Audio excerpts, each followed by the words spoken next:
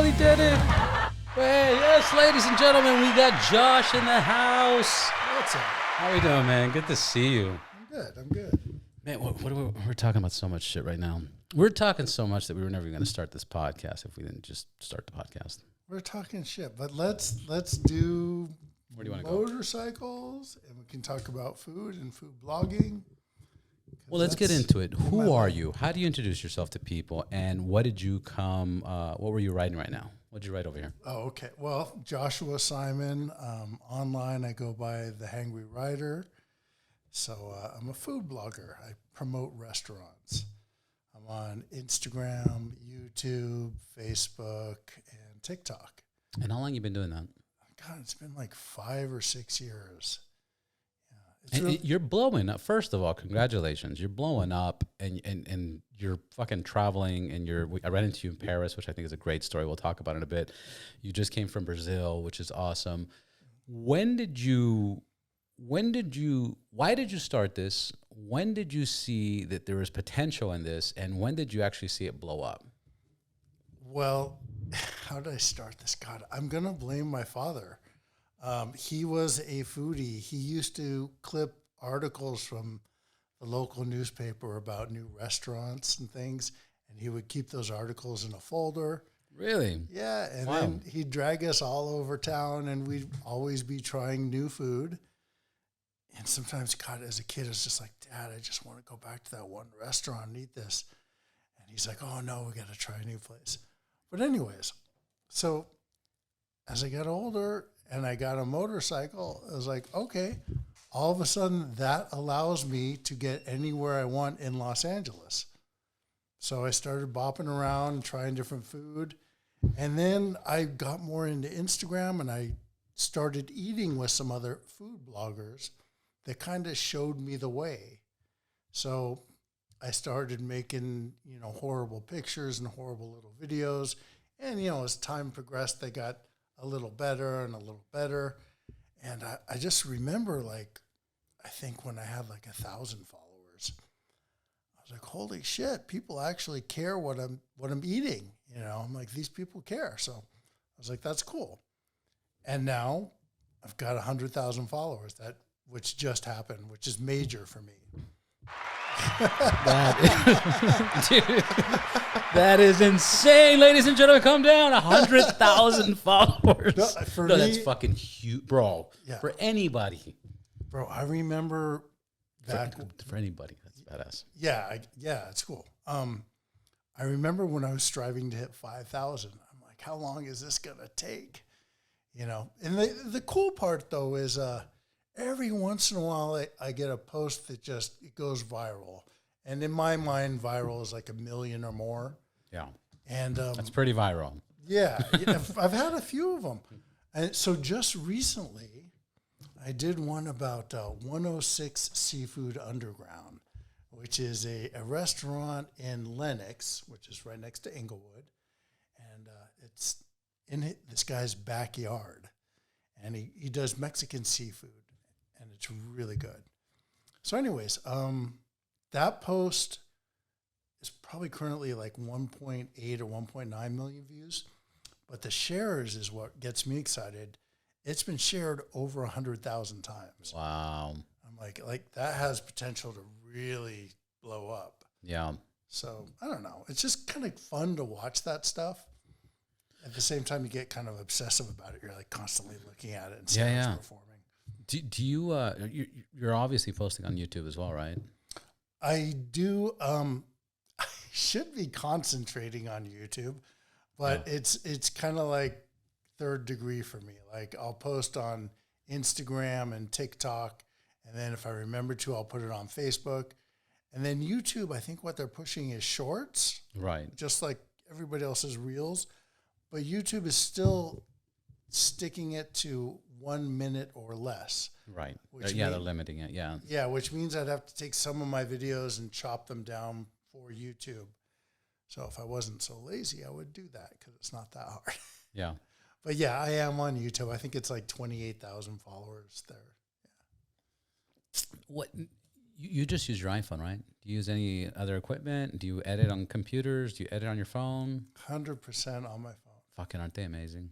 It really is. And I actually have an advertising agency. That's my background with this. For 25 plus years, my wife and I own an advertising agency, and I always did sales and business development. I'm good at talking to people, love talking to people for a brief amount of time. Yeah, that's a good way to describe it. And we have a professional camera, and I don't use it because I believe there's an aspect to social media that people like to see. Jesus, how do you say it? Not professional, but casual, natural. Yeah, I'm missing the term, but I'm sure that people know exactly what I'm trying to say.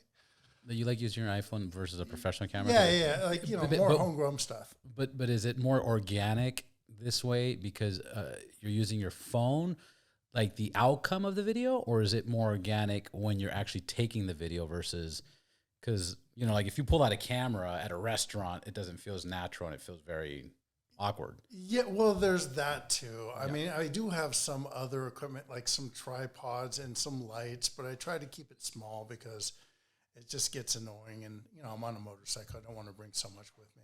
Right. But, when you try to keep it, I guess, more organic, I think people respond to it better. Like, I know I do have some friends that do this, and they... Did you air quote organic? What a dick! What a dick! Well, I'm still lost. I'm still at a loss for words on what the term I was trying to come up with. But amateur, like more amateur, yeah. So when you do use a professional camera and you really edit it nice, people don't respond the same way. Right. They like to see the real basic stuff. So, I keep it to the phone. I might use a microphone every once in a while. That's because part of what comes along with being a food blogger is you get to meet a lot of restaurateurs, and they ask for help managing their Instagram accounts. So one thing I do is manage Instagram accounts for restaurants. Interesting. That's awesome. Yeah, it's awesome, and it's a lot of work. I'm constantly creating content. Yeah. It was one point where I had like 5 different accounts. Of each one I had to make 3 posts a week for. Usually videos. It's a lot of creating, Yeah.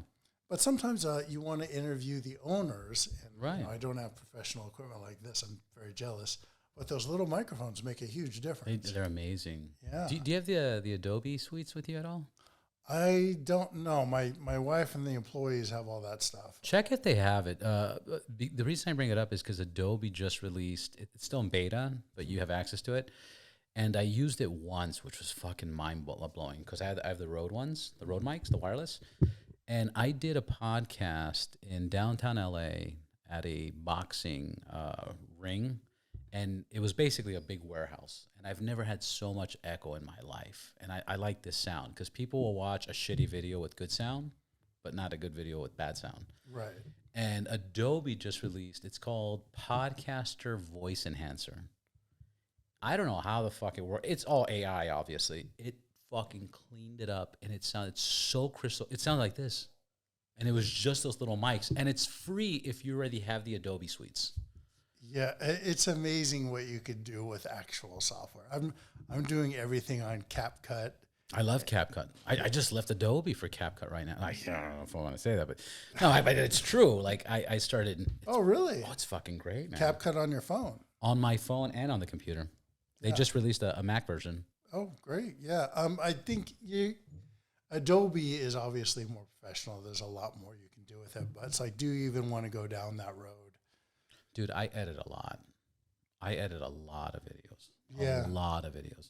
I think my problem with my Instagram is I add too much to my videos, and there's just too many cuts, and like I really take a whole fucking day and put in like in a minute and 30 seconds of like motorcycles and this and that and this and that, but I love it, and I do that on CapCut so much easier than Adobe, Yeah, it's amazing once you get familiar with the software.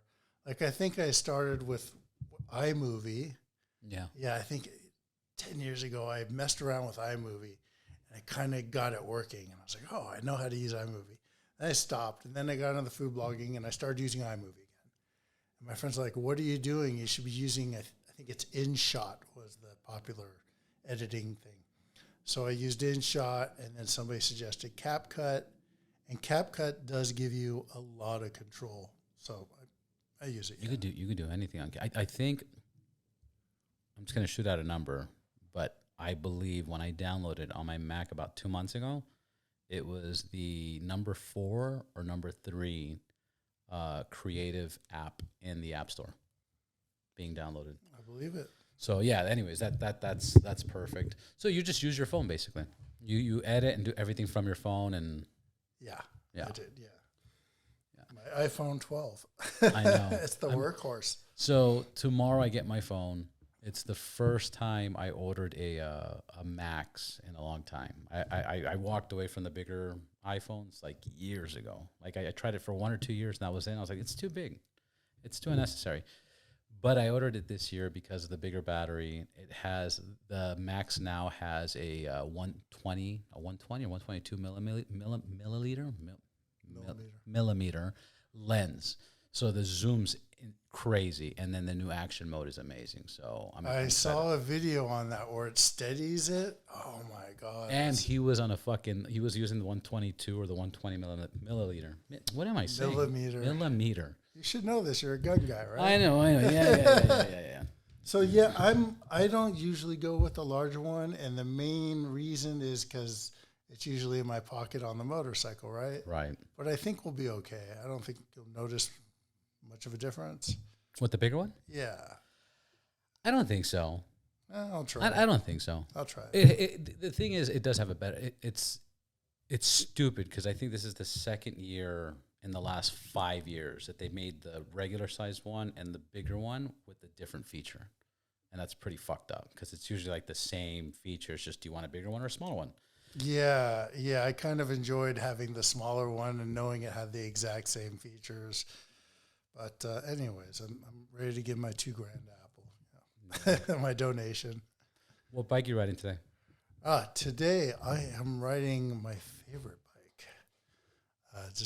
I've had at least 20 plus bikes in my life, and I stumbled across this MT-09. It's a 2017 Yamaha MT-09, and I bought it from somebody that already put all the goodies on it, like a shock absorber and some internals in the forks, steering stabilizer. And I got it set up for my weight, and I've just been loving this bike, man. I just really groove with this thing. That's awesome. There's a rumor. I don't know if it's a rumor you told me in Paris, but you don't buy new bikes. You go used and already fixed up and set up, right?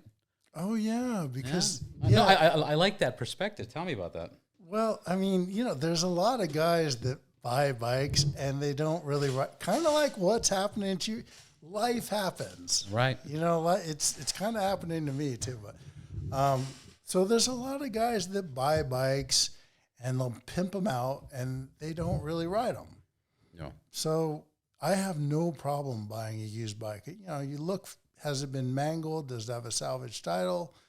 Is there any smoke coming out of it? No, fine. I'm good with it. And so that's why I always buy the used bikes. Is there somebody knocking on the door with a package? No. I was just making. No. I wanted to publish that too, but yeah, go ahead. So, anyways, I've got this MT-09. It's just a beautiful bike, and it handles well. It's quick. It's everything about it. I love it. It's comfortable. Got a big ugly box on the back, and that makes life so much better. Currently, my other bikes are a 2015 Yamaha FJR 1300. So that's good for like long distance, or if it's cold out, because it's got a big windshield on it and hand warmers and all that. Heated grips. Yeah. And the bike actually runs a little hot itself. And then I've got what I call my hot rod, which is the 2003 Kawasaki ZRX 1200. Apparently I've wanted one for a long time, and I just kind of stumbled across it. Let's see what happened. I was about to spend $20,000 on a new Harley, and I didn't want to spend $20,000 on a new Harley. So that's just the beginning. We can go on about Harleys in a minute, but so this bike popped up. I think it was $7,000. I bought it, and then I ended up putting a lot more money into it just because I like started falling in love with it, and I did all the Öhlins front and back and Brembo, and I'm still in the process of like kind of getting it set up for me. I want it to handle as well as it can handle, and then kind of go out and see what it can do. But it's still a 2003 1200. It's going to be a heavy bike, but it's fun, like kind of getting it into shape. Because when I first got it, it was just this big wobbly hunk of, it was bad. How much you pick it up for him? I think I paid $7 or $75 for it, which was kind of on the high end. Yeah. But, it had some cool stuff like performance machine wheels, a slightly built engine with higher compression pistons, and the flat slide carbs, which are they were pretty cool at the time. Since then, I've taken them off and gone with stock carbs because the flat sides are really only good for wide open throttle. Right. And I'm barely there ever. Yeah. But, and then the last bike is a Harley. I picked up a 2012 Harley Davidson Sportster XR 1200X, which is kind of like a flat tracker.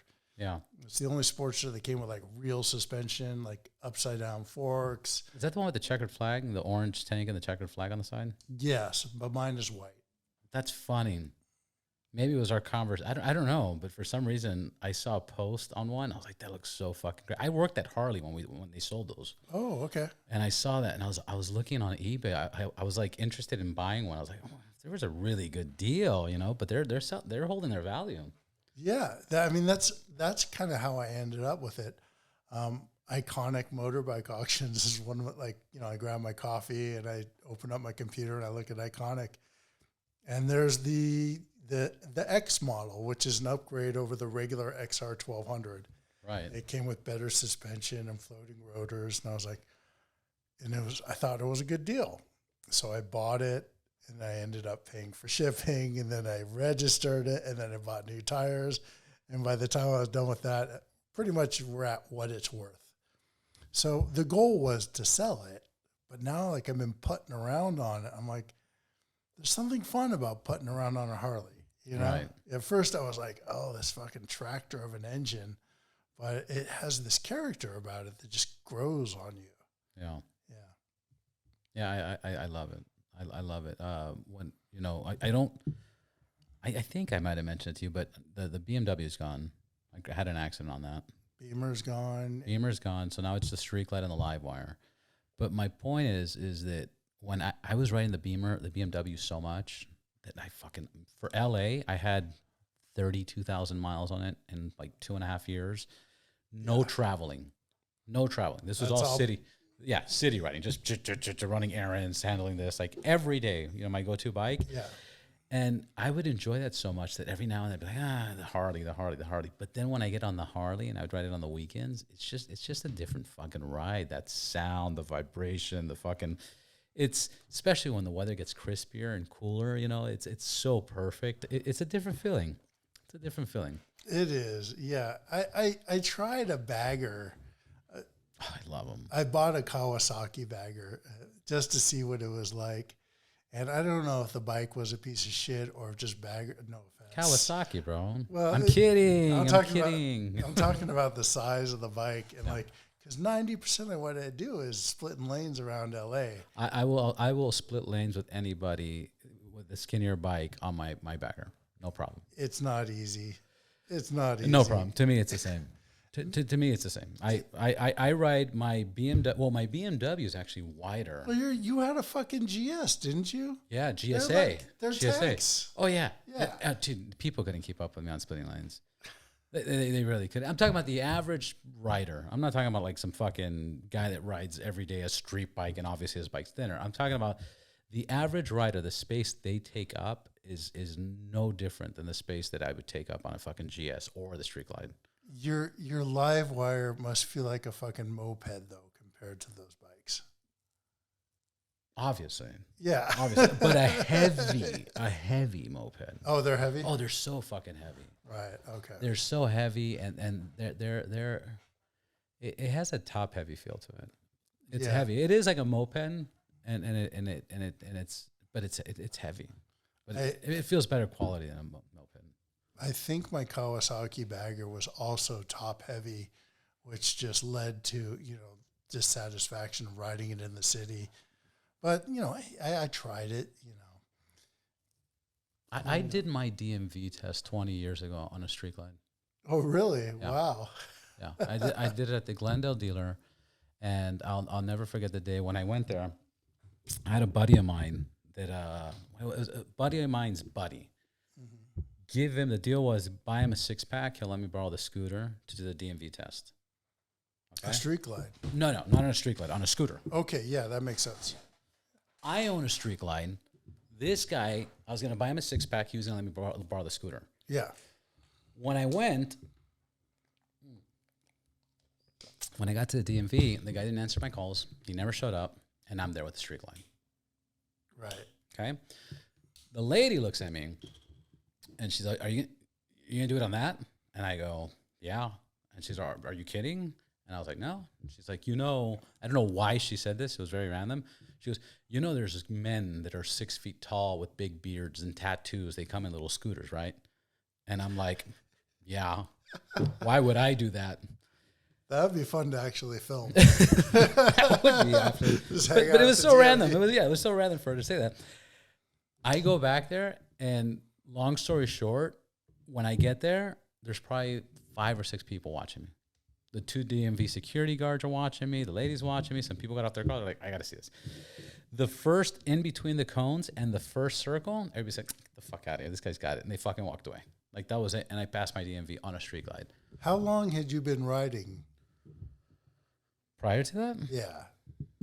So maybe 8 years. And then I owned that street glide probably 3 years. I had that street glide 2 years. Yeah.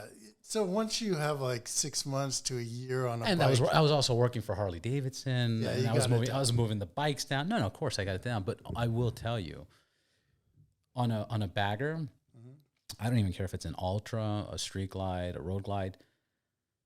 I can do that DMV test fucking no problem. Like, piece of cake. It's easier than a fucking Dyna or other bikes. Other V-twin bikes.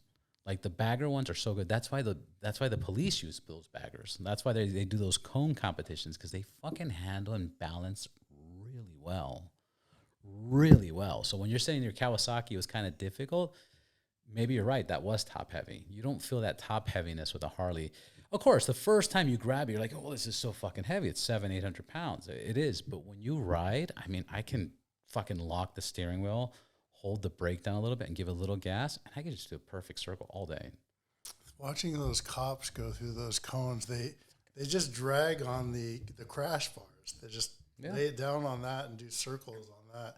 It's still extremely impressive. Very impressive. Yeah. Very impressive. But it's more impressive to other bikers that ride smaller bikes and look at the Harleys like, oh my God, that's so big, Right. Like, do you know Jim Hyde?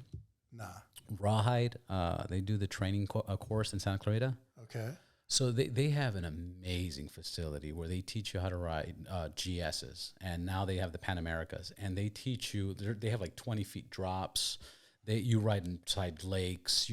They have insane training course. That sounds like fun. Oh, it's so much fun. It's intimidating. It's fun. It's scary, and it's awesome because you will learn how to fucking ride a bike there. Do you get to use their bike? Yeah. I'm all about it. Yeah. You could bring your bike. You can rent their bike, whatever they want. It's 3 days. They have a little campground there, and they have little fucking huts where you can like stay in, or you can stay outside. The place has outdoor showers. Food comes included. The food's fucking amazing. Oh. The food is fucking amazing. Jim's very strict about the chefs and the cooks. Top-notch of food. My point is, Jim said it best. You look at these GSs, and they look like elephants, and they feel like an elephant. But when you finish one of these classes, they're nimble like a mouse. They're so fucking nimble, you can just maneuver them so easy. Yeah. It's amazing what happens once you get used to a bike. it's, it's when you're moving, like my largest bike is this. My bagger is the Yamaha FJR 1300. That's my bagger now. I wanted something that was, reliable and goes fast. But anyways, when you're trying to, Hey. oh, sorry about that. Did I offend you? Yeah, not me. Hold on. Wait. Oh. Come on, man. She found the button. Yeah. Anyways, yeah, no, it's bro. The bike comes with 145 horsepower, 100 foot-pounds of torque. You don't need to upgrade the engine. You don't need new suspension. It's just done. Yeah. It's like the fourth iteration of that. Although, how many street glides have there been? I don't know. But anyways, where the hell was I going? Oh, when you're moving it on the kickstand or moving it on the garage, yeah, it's heavy. But once you get rolling, they're very light. Right. You start feeling it again when you try to ride aggressively in tight turns. That's when you can really feel a heavy bike. But on stuff like Angela's Crest, it's like smooth. It's really nice. I don't even try and take it into like the tight stuff in Malibu. That wouldn't be any fun. Yeah. Like Las Flores or something like that. Yeah. No fun on a big bike. What's that one street? Puma, something like that? I think it's Puma. Puma, right? Is that the one that's one way going down? No, it's not a one way. There's one street that I can never find. Granted, I don't look for it. Yeah. Every once in a while I'll go riding with. And it goes down and it's one way. It's really cool. Yeah. I know what you're talking about. That's off Mulholland. And basically you're just on Mulholland. Then there's this one turn that you take, and it's just this very curvy, fun little road, and then it kicks back onto Mulholland. Yeah, there's so many awesome roads. Yeah. We're blessed. We're so blessed to have those roads. Did you see the post I posted yesterday? I did not. Oh my God, man! I was San Gabriel Canyons by Azusa. Mm-hmm. Have you been up there? I may have. Crystal Lake. I probably have. Oh my God, man. What a fuck. I mean, I've been there years ago, but yesterday. No, it's Tuesday. Jesus. On Sunday. Went to the bike shed, and then they were going to check out this castle. And I was like, a castle? Anyways, we left early. I was with my buddy Hyman. And we passed by the castle, and we're like, dude, this is not a castle. This is just a pile of rocks. Like, this is so absurd. We're not going to wait for anybody to check out this pile of rocks. Rubel Castle or something like that. Rubel, Rubel, Rubel Castle. I don't know. Anyways, if you look it up, it's what you see on Google is more than enough. Okay. But then I was like, you know what? There's some canyons here that I used to go on, and I haven't been on it in a long time. And we found that San Gabriel Canyons, fucking so beautiful, man. It's a mixture of like Angeles Crest and Crestline or Lake Arrowhead. Mm-hmm. That's the vibe that it has. Yeah, I'll do a little more exploring up that way once the weather tones down. Mm-hmm. During the summer, I'm like, no, I'm over it. Yeah. No, strongly recommend that one. I actually want to ride to Big Bear. I've never ridden up there. Oh, it's so beautiful. That road is so awesome. Yeah. Big Bear. I mean, on a bike, you'd be surprised. I think it's like an hour, 15 minutes, hour, 20 minutes from LA to Lake Arrowhead. That where the lake's at, and you can get burgers and sandwiches. An hour and 15 minutes. Cut through traffic.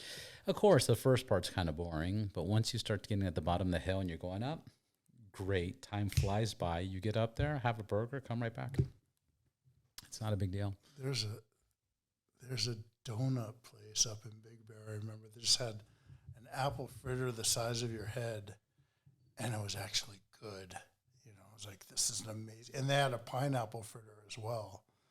I can't remember the name of it off the top of my head, but I'll look it up. Yeah, we'll find it.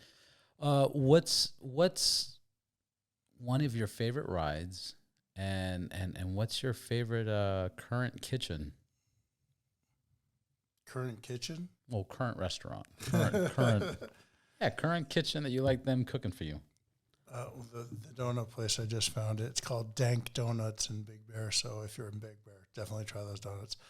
Danked donuts. Dank donuts. Dank. Yeah. Like the weed. Yeah, like the weed.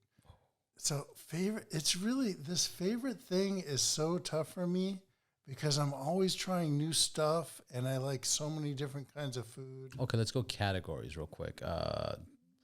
My favorite And then there's politics involved, so I can't have a favorite because this guy's going to get all fucking upset. But let's talk tacos. I love tacos. What's a good taco? Look, okay, the two things that I struggle with living in this area in Studio City is not sushi. Sushi's...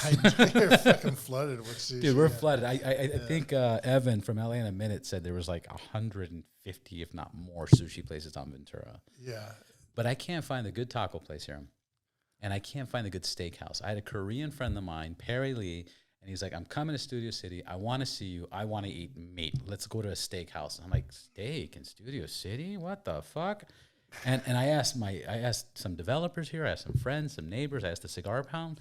Everybody's like, and please don't say lalas. Like, it's just not. It's tough. Yeah. So for tacos over here, I don't know a lot of places, but you do have Tacos 1986, I believe. Are they still in Studio City or no? They just opened up in Studio City less than a year ago, and I think they're still operating. Okay, well, if they're there, yeah, their adobada is pretty tasty. It's like al pastor on the spit. Yeah. And they put guac on everything. They're really good. And they have a matcha salsa, which is a very dark, oily salsa. Yeah. It looks like it's going to kill you, but it's very mild. So definitely try that salsa on anything. But, carnitas, I love Carnitas El Artista. I used to manage their Instagram account. So, that's the sad part about managing an account. So basically you're going to the restaurant, you're filming the food, and of course you're going to eat it. You get tired of the food. No matter how good it is, you get tired of it. But Carnitas El Artista is over in Inglewood.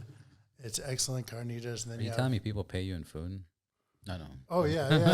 Oh. Wait.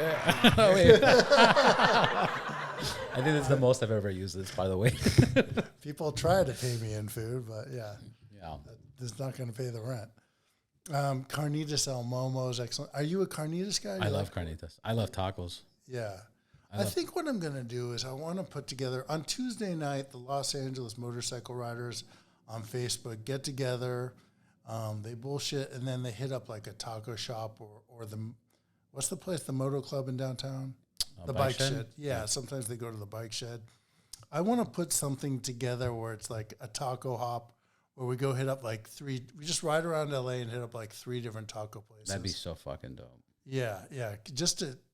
I can show people where all the great tacos are. Sometimes you got to go to a neighborhood that's not so, swanky. Yeah. But that's where the good tacos are. That's where the good tacos are. Yeah. What do you think of, again, I know this is a sensitive topic and this is your business, so you don't have to answer to anything you don't want to answer. El Sal's in Glendale, San Fernando, Chevy Chase. I don't think I've ever been there. Oh, El Sal's to me is really good. I don't know if it's as good as it was. I've been eating at that place for 25 years. Is it like a Mexican restaurant or is it more like a taco shop? It's a taco shop. Okay. It's a taco shop. It's a hole-in-the-wall taco shop. They did remodel it in the last 5 or 7 years because before that it was fucking horrific, but the best tacos ever. Very greasy, a lot of fucking cheese, great meat, great seasoning, lots of onions. Their salsa's on point. Is it birria? No. Okay, you know what birria is, Of course, right? I love birria. Okay, yeah, birria is in Los Angeles. Birria is the new black. Everybody knows what it is. Yeah, everybody. I haven't had some good birria in a while, but we do have a lot. Northridge, there's a van or an RV or whatever you want to call it, or a fucking... a troll serving birria out of the back of their car. I found them on Instagram, and they had a review that blew up. I'm talking about millions of fucking hits. Oh, and really? A buddy of mine that's a foodie went there, and I went with him. He loved it. He says that was the best thing he's ever ate. I liked it a lot. I just hated waiting because there was a big, big fucking line. Like, I was like, this is not worth 45 minutes to an hour to fucking wait for. That was my mentality. But if their line wasn't there and you prep it right, fucking amazing. Bro, I got to say that's one of my favorite things about having a large, being like a Z-list celebrity is a lot of times I'll get to skip the line. That's like, because I fucking hate lines. Like sometimes I'll go someplace like, I want to eat that, but I can't stand waiting in line. So sometimes they're like, hey, come on up. I'm like, yeah. Yeah, that's That's awesome. It's the simple things for me. That's not simple, man. People pay $400 extra for Universal Studios to skip lines, like for one day. Barreria San Marcos. I think that's the one that's the one I'm talking about. Yeah, that's close to us. There's one in Van Nuys. I think they have 3 or 4 locations. So I went to that one and before. I don't know. Yeah. Sorry. Yeah, no. When I went to that one 3 years ago, that was the only one. And they blew up, and now they have like 4 locations or something. It was a truck on the street? Yeah. Yeah, okay. Right, yeah. I used to post for them. Oh, yeah. Yeah, I used to feature them. I just haven't been eating a lot. Maybe it was your post before, yeah. I don't know if it blew up or not, but... That was a white dude. Like a white kid. You're a white dude. All the whites, no longer says kid. Yeah. But yeah, that's really good beer. I mean, that's good for beef birria. And then if there's another truck, Birria La Unica, I believe. It's in East LA. La Unica. Yeah. That's in East LA, and that's just a great taco hop, by the way. You find that birria truck, and then you're also going to find Mariscos Jalisco, which is a great fried shrimp taco. Mariscos Jalisco. Oh, oh no, I got that guy. Yeah. Mariscos Jalisco. Mariscos Jalisco. I'm going to Jalisco. That's why this weekend, as a matter of fact. He's going to hate me by the time this is over. They have a really good, it's like a fried shrimp taco, but it's actually shrimp and potato, and all of Los Angeles is in love with it. And then there's a couple other spots on the street, so. I got a question for you. So you're a foodie, you like everything. What don't you like? Is there something you won't eat? Oysters, beans, I don't know, roaches, insects. Have you done the whole grasshopper thing? Smelly tuna. Are we talking about food still? No, I didn't say that. You totally said that. I didn't say that. I heard it. Like, no, I pretty much eat everything. Octopus. I love it. Yeah. Have you tried the like the fried crickets and stuff like that? Yeah. Yeah. I'm down with it. Oaxacan food is like got tons of that, and I've managed an account for a Oaxacan food restaurant. Really? Yeah. What's the weirdest thing you've had? The one thing that I have not eaten, which is surprising, is I think it's called balut, which is like a partially fertilized duck egg. So when you crack it open, it's like a hard-boiled egg, but it's got like a small fetus in there too. Oh, I just saw that. Filipinos eat that, right? Filipinos eat it. And it's strange that I haven't eaten it because my wife is Filipino. Wow. That is weird. That being said... Have you been to the Philippines? I have been to the Philippines. It's been a while. Yeah. But she's born in Connecticut, raised in New Mexico, and yeah. I eat more Filipino food than she does. But that's the one strange food that I would like to eat, Yeah. But yeah, I eat everything. I love trying new stuff. New York is considered the capital of pizza. Something. I don't know. But people go to New York, they want to try pizza. What would you consider LA? Would it be tacos? What would be the comparison? If New York is pizza, then LA is tacos. LA's tacos. Yeah, and San Diego's burritos, right? They're really into burritos down there. Big time, yeah. Wasn't it made there? The burrito was created in San Diego? I doubt it. Santiago. No, I know it's U.S. for sure. America made burritos. I don't know about that, bro, because somebody just brought that up on one of my posts. Leave a comment. Yeah, comment on this. But somebody actually mentioned that in one of my posts. So I did a quick Google search, and I could not see anything that said a burrito was invented in America. Yeah, because my understanding and what I've heard and what I've believe I've searched, but at the same time I've searched so many things. Burritos, the tortilla, like that ridiculous big size of putting all your food in, was made in America. Like that makes sense, right? Yeah. Which is also during that time I researched the fortune cookie is American. Fortune cookie is American. Fortune cookie was American. And then there was a couple other items that it was just like, did you know? Blah, blah, blah, blah, blah, blah, blah, blah. And this is years ago. This is before Instagram and social media. So I don't know. I got to check it out. But I thought it was in San Diego, the burrito. Because before that, like even when I would go, like I'm gonna go to Hollis this weekend. I went to Hollis 25 years ago. And when you go there, even back then, there was no burritos. Like even in Guadalajara, there was no burritos. I was like, what? What's a burrito? I'm like, oh, and everywhere's tacos, and they use the stump of a tree, and they cut the taco meat in there for like events. And by the end of that event, in like a week, that wood is like people are eating wood. Right, like, that's their chopping block. Yeah, that's their chopping block. That's the great thing about LA is there's so many varieties of tacos. I've really come to appreciate the taco.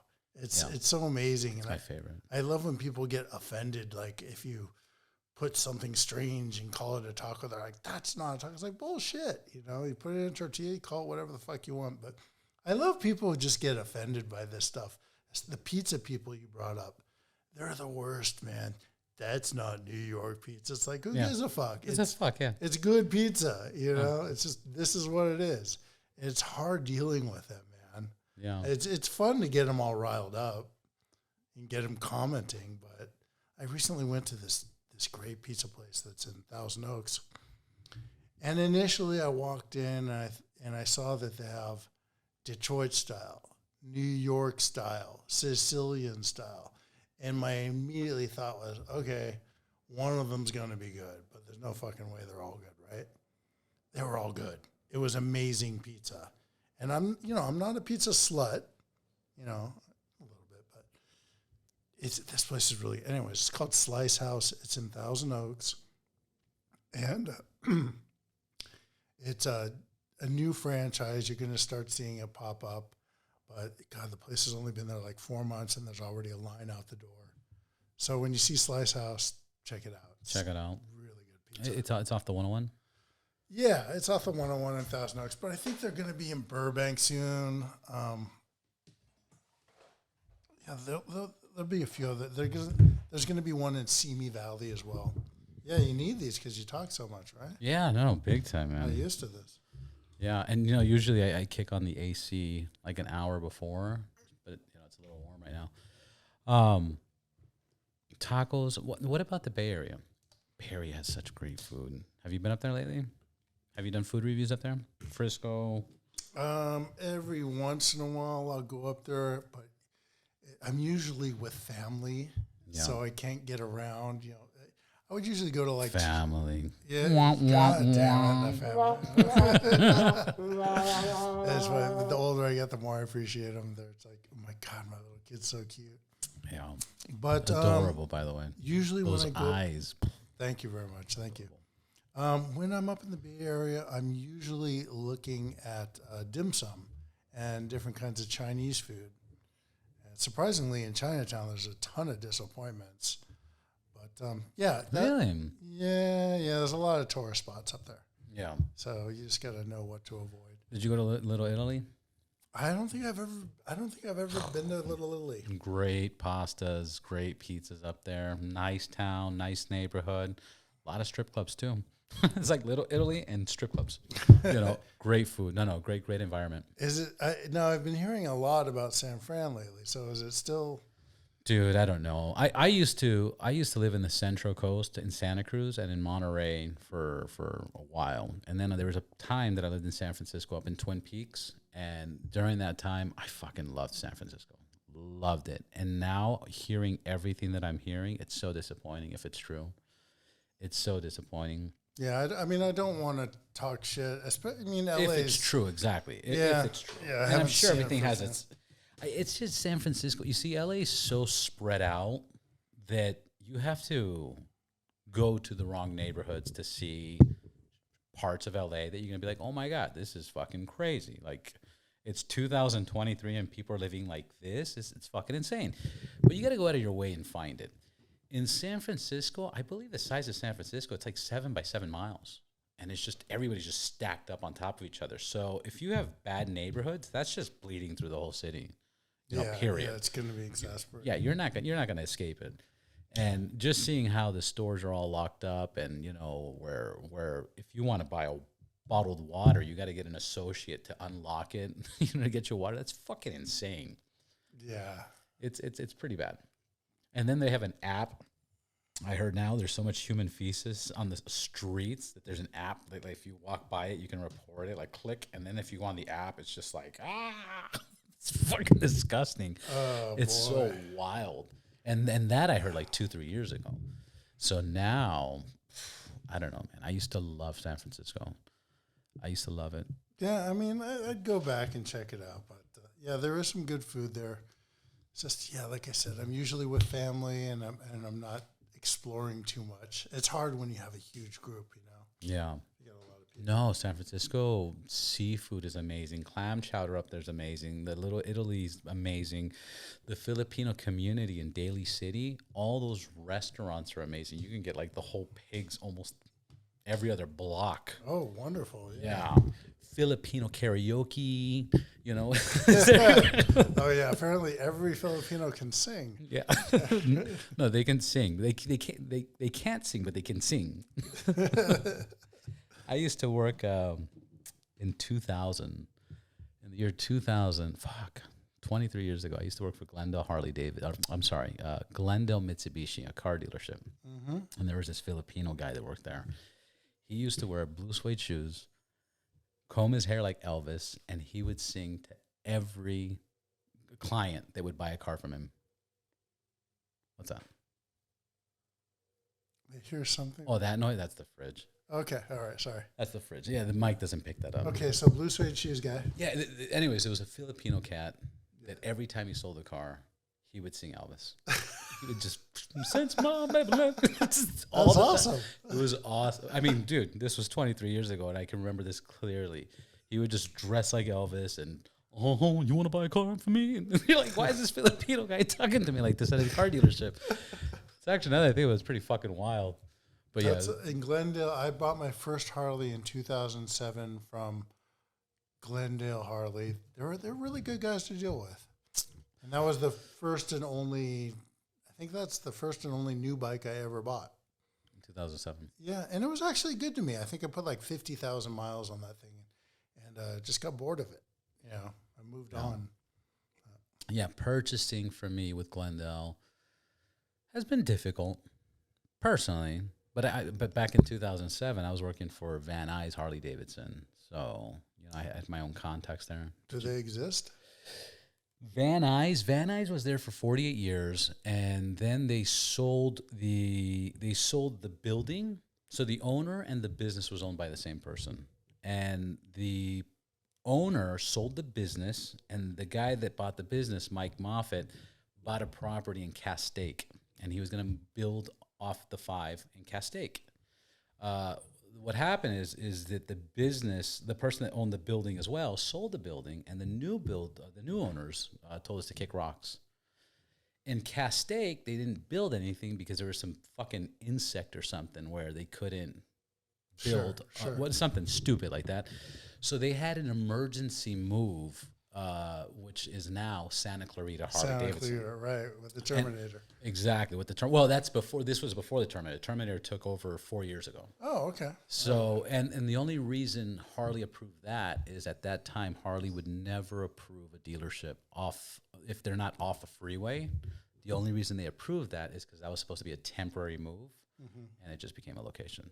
And then Oliver and the Terminator, Robert Patrick, they took it over less than 5 years ago. Yeah. Less than 5 years ago. But I was there when we moved back in 2010, 2011. Yeah, but that dealership was a hole in the wall, but very cool. It was a very cool spot. Does your current bike have the M8 engine? Yeah. Yeah, it's a 2020. How many miles are on that? 14,000, 14 and change. Okay. Why? I saw, TikTok scares you. You get some of these mechanic guys that like, if you get an M8, you have to get this kit and you have to do this, that, and this.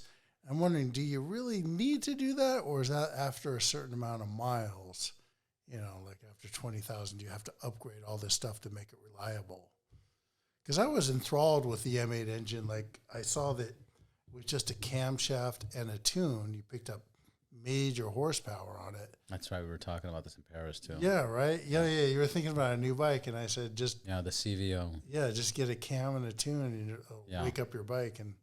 But if you're looking for a different style of bike, that's all different. No. I concluded it made no sense. I concluded I'm going to keep my setup. Yeah, I got it's almost paid off. I want to do two things. Realistically, I want to do three things now with the whole cam. I want to do the cams. I want to carbon fiber the whole thing, and which is cheaper than a paint job.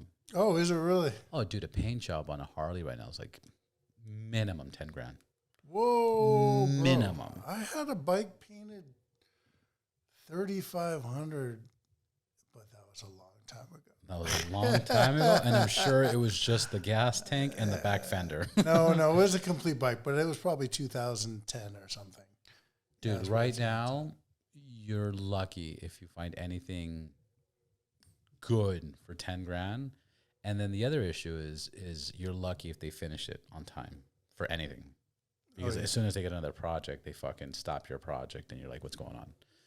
My bike took a while to turn around. But. Yeah, you're knocking on fucking doors. So I did the calculation. I've been in this business long enough where I was like, it'd be so much cheaper to just fucking buy a carbon fiber fender and carbon fiber saddlebags and a carbon fiber rear fender. It'd be way cheaper, and there's a performance aspect to it. Don't they just have stuff that like pops right on top of your like it's like dressing that you can put on top of the tank? I wasn't aware of that. Like covers. I believe there's a lot of companies that just make covers now. So if you want to change the look of your tank, it just like pops on your existing tank. I saw that. There's a girl, she's been on the podcast, and she's a nice girl. I want to give her a shout out. Moto Gal, Anna, and she got sponsored by one of those companies that just, it's a tank that just goes right over the tank. You just take off your gas cap, and it's just, loop. Yeah. And it's like really nice and clean look and awesome. Not for a street glide, not for a bagger. The baggers, I think, are more complex. That's just like, that's for the Sportsters. Yeah, well, I mean, Sportsters, and I think they might be doing it for Dynas. Yeah, I think the one I saw was actually for a Sportster. Yeah, because Anna has a Sportster. Yeah, I think she has a Sportster. She has like a 1200 custom or a Nightster, something like that. And she changed the whole look of her thing. She just dropped it on, and it's steady, and it's like, this is fucking awesome. This is great. No, on the Street Glide, they sell the front fairing cover.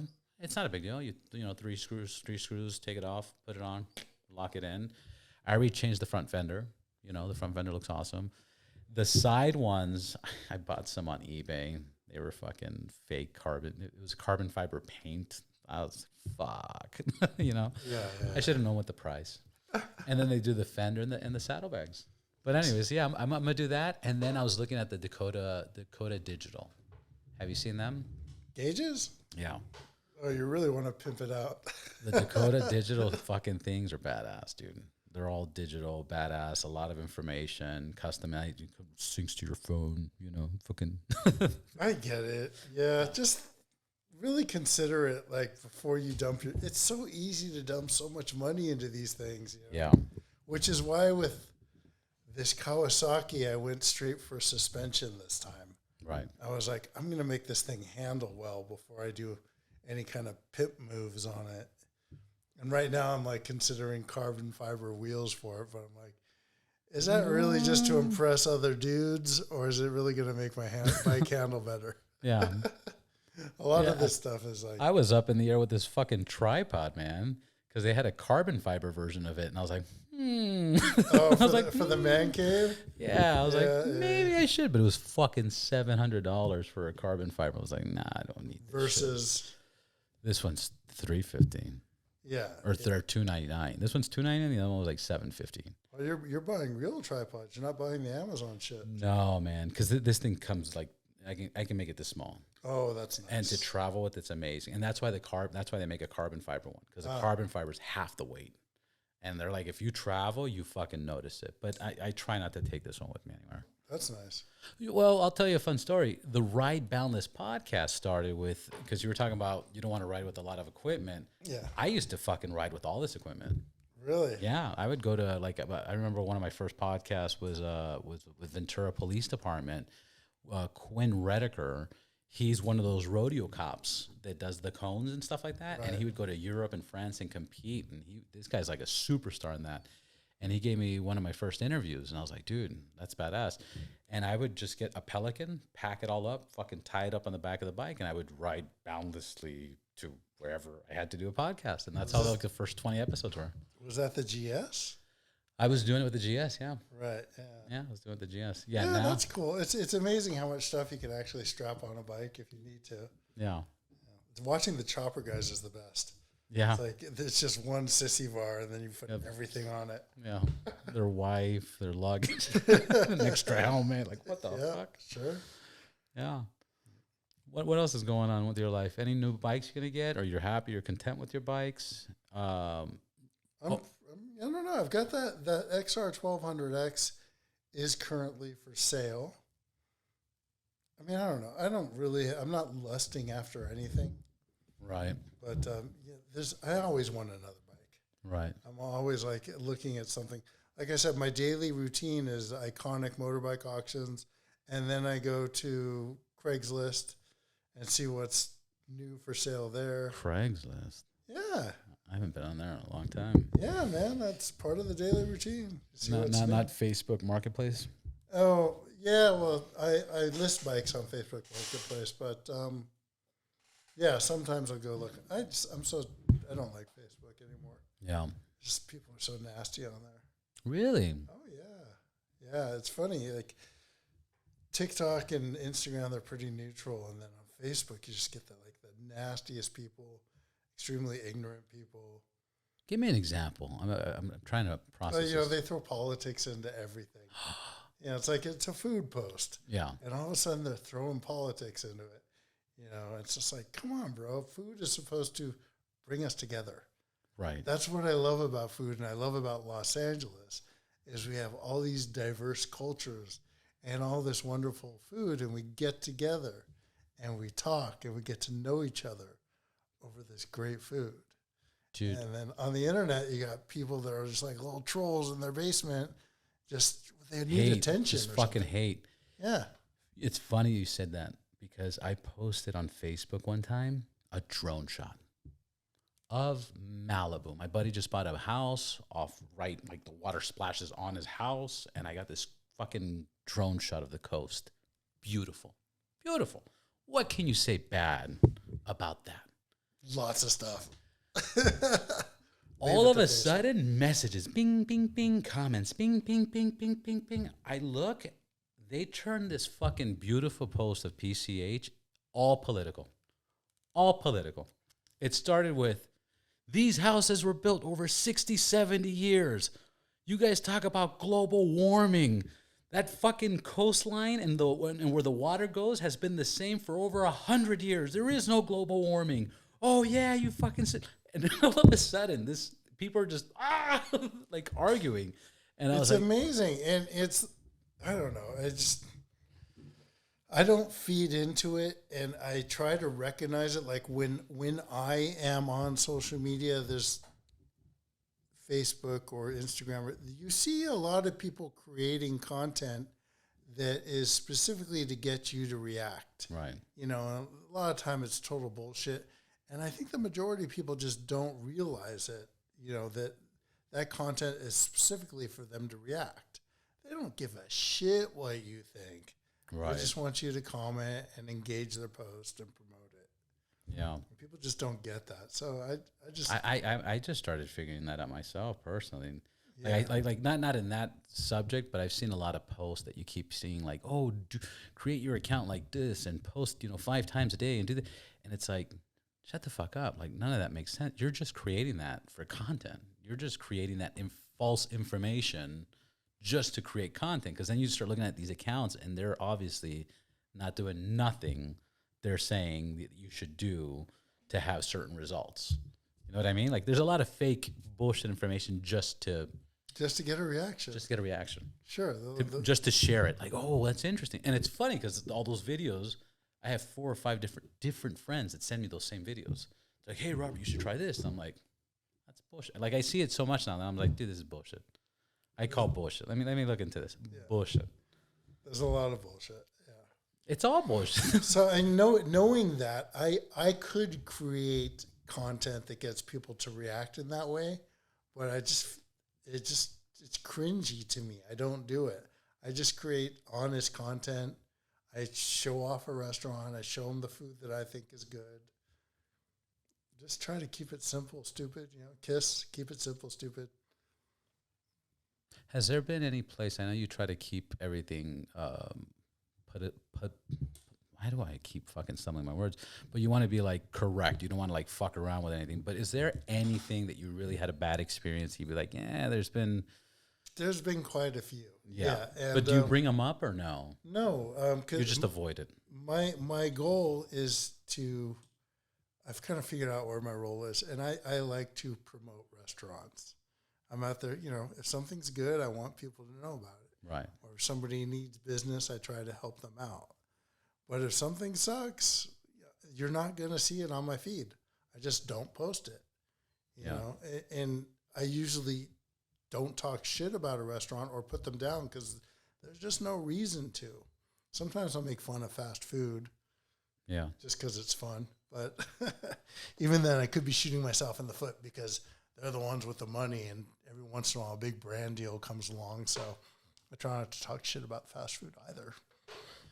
It might be a silly question, but it's a legit question. I know you're a foodie, but what about desserts? What are do you have your favorite desserts? Do you love desserts as much as food? Anything with sugar, yeah. Yeah? Sugar is crack. Let's see. Most recently, I love chocolate, which was just tainted for me because I was in Paris eating some of the best chocolate. And when you come back here, it's kind of hard to find comparable chocolate. But I love a good dark chocolate. That's an amazing thing. Apparently, it's also good for you, right? Right. But and some of the restaurants, we have some really talented people. And every once in a while, like Nancy Silverton's Budino, I think it's called a Budino. But Nancy is a wizard with desserts. But in general, that's my wife's department. I let her order dessert. And I can tell like she's eyeing a couple and trying to make a decision. So I just order both of them. Yeah. Makes her happy. Give her that. Have you had Zuma before? Zuma, the restaurant? I don't think so. They're inside. They have a few locations globally, but the nearest one, I believe, is inside the Cosmopolitan, Las Vegas. Okay. Fucking amazing food. What kind of food is it? It's Japanese, mixed with American. Okay. So it's lots of steaks and sushis and fucking, I mean, it's just... It's amazing. That's usually a good pairing. Yeah. It's a good fucking thing. They got good Wagyu beef. They got the tomahawks, which is fucking spectacular. They make a lot of stuff with truffle or black caviar. I mean, it's the whole show, right? The whole fucking show. The drinks. It's my favorite place. That's another place I've been going for like 7 years. That's my go-to. Delicious. Highly recommend. There's a place in downtown LA that you'll probably like called NQX. I follow them. I haven't been there. Yeah. If you want to go sometime, let me know. That place anytime. Next week when I get back. Yeah, that's one of the benefits. They'll probably invite me. Yeah. But I'll set it up. I'll bring my camera. I'll even bring more equipment to make you look better. I'll film you. Yeah, I remember. So the first time I went, I was under the weather. And it really sucked because I didn't really get to enjoy the meal. And I was with like a party of 8, and they all said it was a fabulous meal. But I remember you sent a group message inviting us out to that, I think. Yeah. But so I'd love to go back there, and I think you'd probably really like it. Oh, man, I'd be honored. Yeah. For a place like that, honored. I saw them, loved it, and followed. I think I started following because of you. My post for them did really well. Yeah. But I think we were in communication because I think you invited us. I think in the motorcycle group or something, you invited us to one place before. It probably wasn't something like NQX. Okay, no, because you invited us to something before that weekend. You had something. You're like, hey, I can bring some people, and then you did that review separately. So I don't think it was for that place, but I know it was within that time gap or something. I was like, oh fuck, I hope that wasn't the place I missed out on. But another for if you're really just craving meat, Adam Perry Lang. I don't know if you know this, but I actually create content for him. He does barbecue pop-ups every weekend. He's Is that the Tomahawk guy that does the barbecue things? Yeah, you've probably seen his videos, right? I've seen his once again because of you. Yeah. Trust me, if I'm following any food thing right now, it's only because of you. Because I don't follow fucking food. But the guy that does all the tomahawks and like 20, 30 of them. Yeah, he makes a show on the grill. Yeah, shit's badass. It's more than a show. The man really knows his meat, and it's wonderful to work with him because I learn a lot from him. It's great. Every time I go there, I'm asking questions like a little kid, and I get to learn something, which is really nice. One day I'll actually smoke something. Yeah. But yeah, you should give him a shot. There is a line, but it's worth the wait. Can I name drop? Yeah, sure. Yeah. Be like, get the fuck out of here. That's exactly what's gonna happen. Yeah. No, yeah. Those two things are I am following those two. I think those are the only two food accounts. Oh, really? Oh, dude, I don't follow food. Oh, yeah. You try to stay thin? Yeah, I try, man. I try, but it's hard with a 4-year-old. Dude, when I do the intermittent fasting and I'm scrolling through my feed at night, I'm just like, I gotta put it away because it's all food. Yeah, I had a buddy of mine. He did he was trying to do a 30-day fast.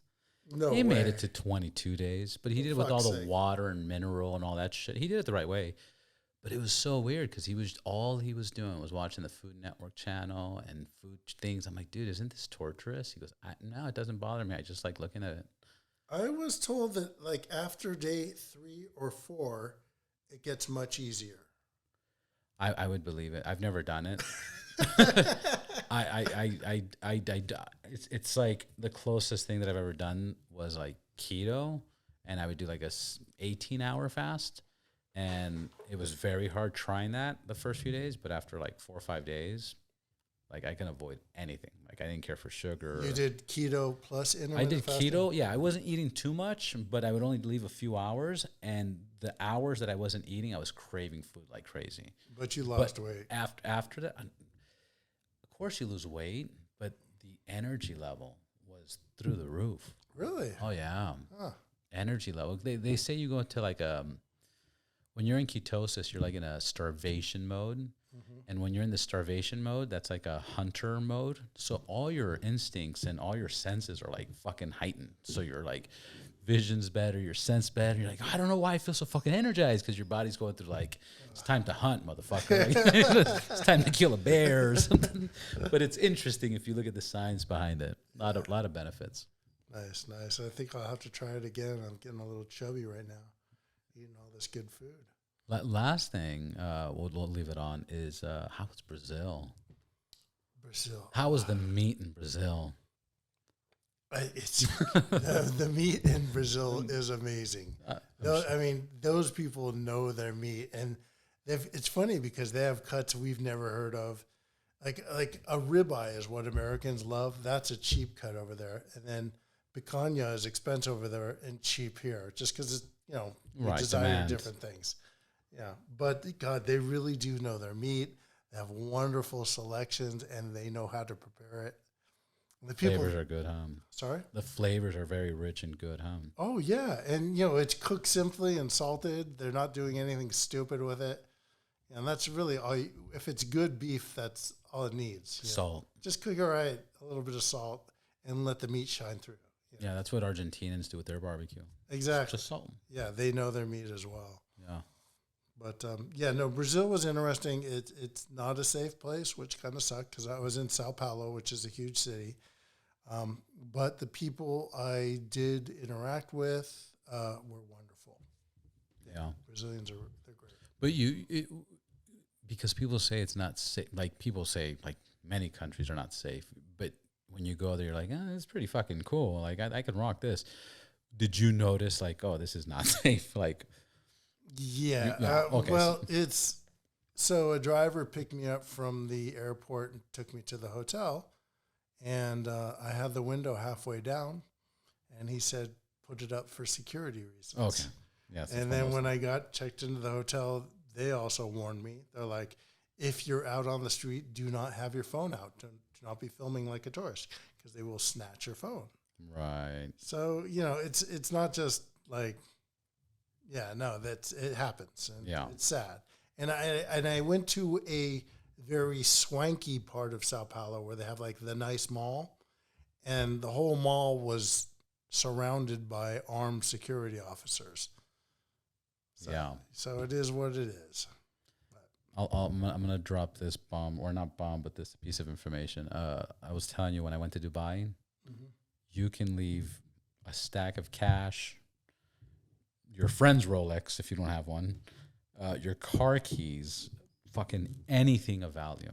You can leave it on a table, and you can walk outside, go to one of the pools, grab a cocktail, jump into the sea, and come back, and everything is there. Nobody would even dare. And the thing is, it's so safe that you don't even worry about it. Like, you know, there's no possible way of anybody touching your stuff. Like, what a fucking difference. Yeah, totally different. Josh, let's do this again, man. Yep. Thank you very much for having me on, man. Oh, thank you. One more time, Instagram, website, where can people find you, all that fun stuff? At the Hangry Writer, _hangry_writer. Instagram, TikTok, Facebook, YouTube. But yeah, if you want to follow along, I'd love to have you on the ride. Awesome. Thank you. All right.